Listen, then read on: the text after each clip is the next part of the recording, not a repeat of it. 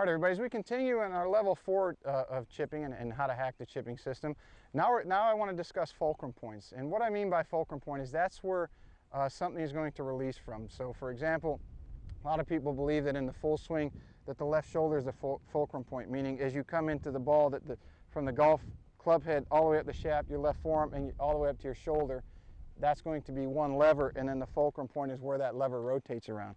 So as it relates to your chipping stroke, your fulcrum point will most often be the butt end of the club. And as we talked about in prior videos, if you haven't watched those, we got level 1, 2, 3, and now we're at level 4. Our fulcrum point on most of our chip shots, in particular on our standard, is that the butt end of the club will point just to the left of the belly button, the button on your pants, and or your zipper.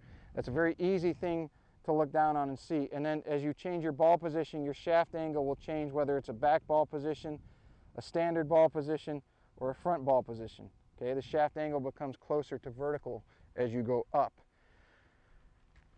With that, you develop a very good sense as it relates to the center line of your body, as we discussed prior, that your hands are going to release at that point, and it's very easy for the brain and the body, through physics and physiology and the neurology of the brain, for that to happen and to repeat it consistently. It's something that you really don't have to think about once you set up correctly, because as you move into motion, your body is going to seek that balance, okay? If we want to change the fulcrum point, we can change the trajectory of the ball and the club face interaction. It's going to give us either higher shots and or lower shots.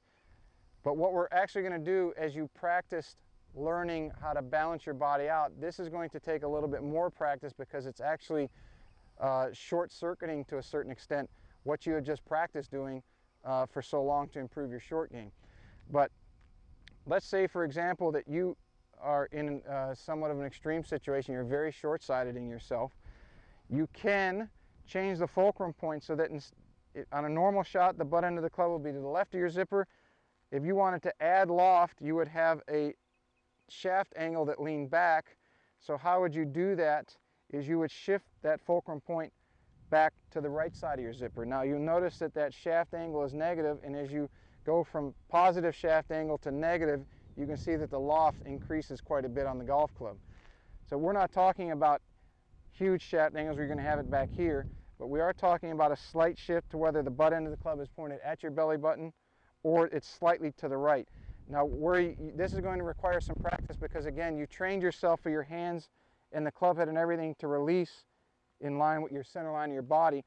So practicing if the shaft at the center or to the right of it is going to take a little bit of practice for your body and your brain to understand it's okay to release from the positions that you started at and set up, and not go back to where your body naturally wants to be and what you have practiced for so long. All right, so in order to do that, you've got to have a little bit of rewiring of your body and say it's okay to hit a shot where it releases and it still points back to where it started from. All right, and then you go to the middle of your stance, negative change or negative fulcrum point.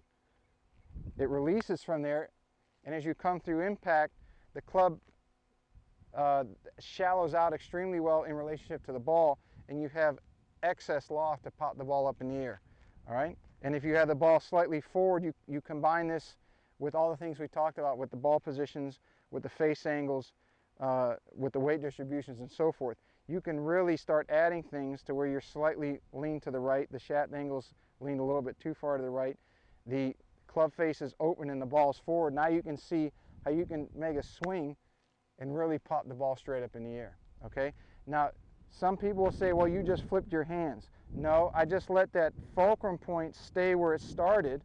The club head actually passes my hands, and then I continue my rotation forward, but that butt end is always pointed to where it started. Okay, that's going to take a little bit of practice, because again, you're kind of rewiring your brain for your hands to release in a different position they started from. But if you've worked your way up from level 1 all the way up now to level 4, I think you've developed enough of a sense of the motion of chipping to allow yourself to, and have enough trust in yourself that you can do that. And with a little bit of practice, I think you're going to see a big change. Hey everybody, Pete here from The Golf Paradigm. Thanks for watching the video. You can check us out on Facebook, Twitter, and Instagram. And if you want to watch more videos or subscribe, you can do it right here.